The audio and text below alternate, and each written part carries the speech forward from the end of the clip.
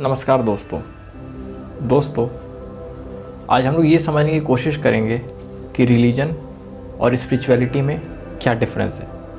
ये बहुत ही एक कंफ्यूजिंग टॉपिक है, तो आइए आज इसको समझने की कोशिश करते हैं। रिलीजन, जैसे कि आप लोग कॉमन डे लाइफ में सुनते हैं, हिंदुज़म एक रिलीजन है, क्रिश्चियनिटी एक रिलीजन है, इस्लाम एक रिलीजन है। तो रिलीजन वक्त के हिसाब से बदल सकता है, नया बन सकता है, बिगड़ सकता है। लेकिन स्पिरिचुअलिटी मतलब inquiry on self, inquiry on soul, the fundamental truth, वो कांस्टेंट रहती है।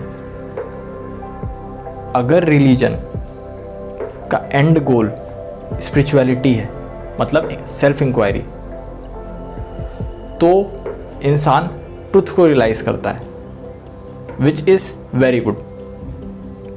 अगर रिलीजन का एंड गोल स्पिरिचुअलिटी के अलावा कुछ और है, which is very much common these days,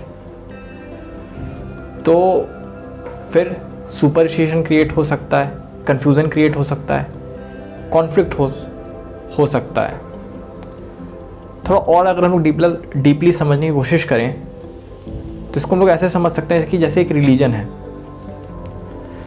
तो 5000 साल पहले अगर आप जाएंगे तो इतने सारे रिलीजन नहीं थे, तो बहुत सारे रिलीजन इन 5000 सालों में बने हैं। हो सकता है कि 1000 साल बाद आए तो कुछ नया रिलीजन आ जाए, तो बन सकता है। आवश्यकता के हिसाब से, लोगों की ज़रूरत के हिसाब से कोई नया एक रिलीजन स्थापित हो सकता है, बदल सकता है। जैसे रिचुअल्स, आज से 100 साल पहले रिचुअल्स जो थे किसी रिलीजन में, या प्रेयर्स करने के तरीके काफ़ी डिफरेंट थे। आज एक मॉडर्न लाइफ है, फास्ट लाइफ है, तो आज तरीके अलग हैं। टीका लगाने का तरीका किसी समय हो सकता है कि आज कुछ और हो, किसी समय कुछ और था, कल कुछ और हो जाए। कंगन पहनने का तरीका या कंगन की जो डिज़ाइन है वो 50 साल पहले का शायद कोई डिफरेंट रही होगी, आज शायद पतले कंगन चल रहे हैं। क्लोथिंग सेंस, उस टाइम पे जब आदमी प्रेयर्स कर रहा है तो एक अलग ही क्लोथिंग सेंस थी।